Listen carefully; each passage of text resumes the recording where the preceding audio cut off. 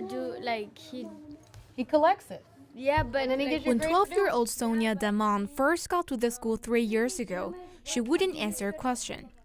Part of it could have been the shyness of a newcomer, but more likely, she didn't say a word because she didn't understand the question. I don't have a number that occurs. I'm really confused. What are you confused about? Back in her native country, Sonia's sister used to help her with homework. But these days, even her sister is struggling to understand. I get so mad because I don't understand, and when I ask someone, like my sister, she didn't know that much too. It's not the knowledge they lack, but the language. Why would you put a question like this in the story? When Sonia moved with her family from Nepal 3 years ago, she couldn't speak English, couldn't read it, couldn't understand it. I didn't know how to ask to sharpen my pencil. Sonia is one of thousands of other immigrant children who have come to Indiana from around the world over the past 2 decades. Indiana's number of English language learners grew from about 9,000 in 1997 to about 46,000 in 2008. That's a more than 400% increase, the second largest increase in the country. On the northwest side of Indianapolis at School 79, where Sonia studies, the number has jumped from 11 English language learners in 2006 to more than 400 students last year. Then we started getting a student from Thailand who spoke Chin, and then another student, but they spoke Karen. And so it's kind of like, whoa, this is a different ballgame. Teacher Rachel Leathers doesn't know Karen, neither does she know Somali or Nepali. But she knows how it feels for kids to understand a role better than they could explain. It's hard because they do feel sometimes like they're not smart. A lot of times they know things, like they're smart.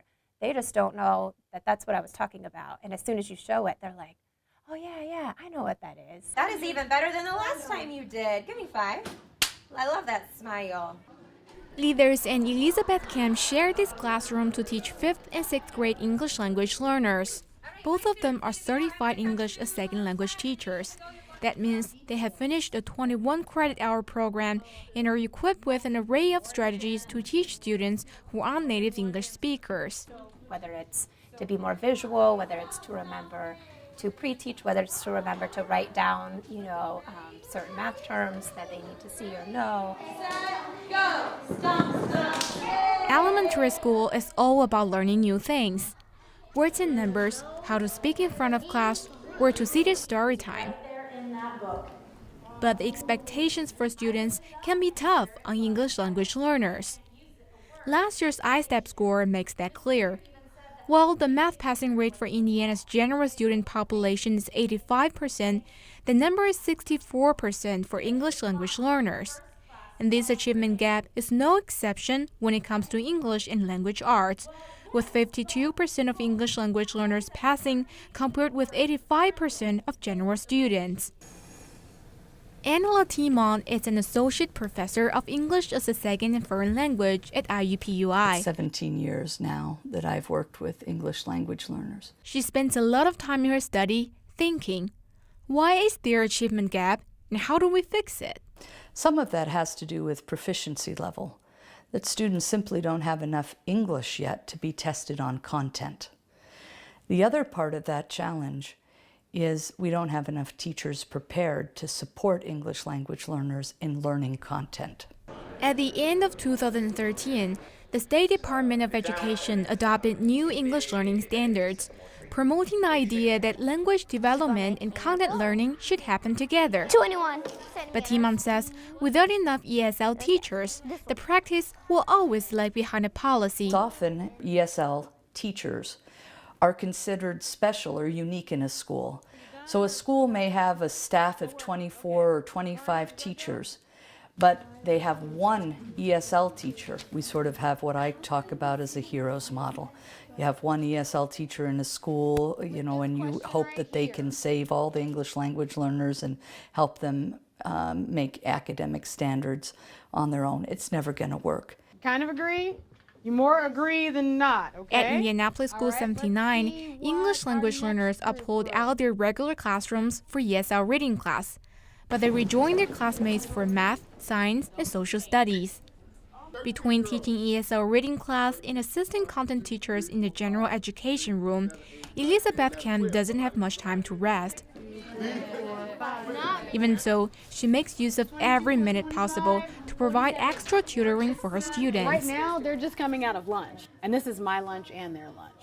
Camp has to help with every subject, which she says can be quite challenging. So I have some idea as far as what's going on. Now, could I go in there and teach like Mr. York? There's no way, because his specialty is math. Since Indianapolis Public School 79 has the largest number of English language learners in the state, the staff level here is higher than in most other schools. Even so, Lisa said ESL teachers can't always be in the regular classes. But sometimes you just have to tell the general ed teacher, here are some strategies that I hope they help, but it's hard because I feel bad sometimes I can't always be there to help the way I would want to if I could be all places at all times. So now I have to go to kindergarten, okay? Kindergarten.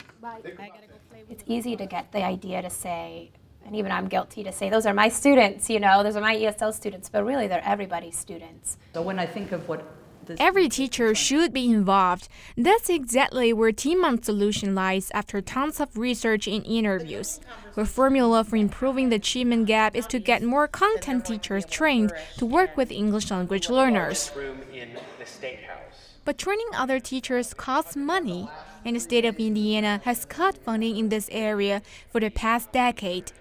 Well, the state allocated $162 per English language learner back in 2007. This year's funding is only about $87 per student. By comparison, Idaho, with a similar funding mechanism, spends about $245 per ELL.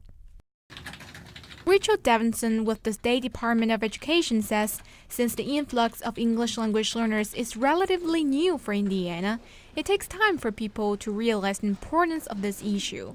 It's an awareness campaign to make sure that that the average Hoosier understands that we have quite a sizable population in our state that are learning their second, third, or fourth language. Timon says there are political forces and ideological barriers to overcome. there can be quite a bit of bias towards non-native speakers of English. You know, why are they here? Should they be here? Do we want them to stay here? How much do we want to fund and support their education? Use your calculator, 13 times 9. After 3.5 years working with ESL teachers, Sonia isn't afraid to answer questions anymore.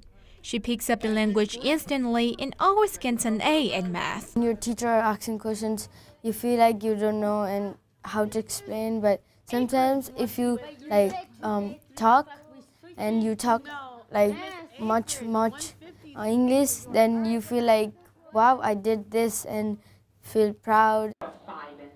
Witnessing Sonia's effort improvement, leaders feels proud too. Because you feel like you had a hand in that, but it makes you proud for the student, you know, and makes you wonder, what's she going to do? You know, she talks about wanting to be maybe a doctor or something, and it's like, yeah, you could do that. Every dream should be cherished. Leaders hope students like Sonia can become a bigger priority and receive more help to keep their dreams alive.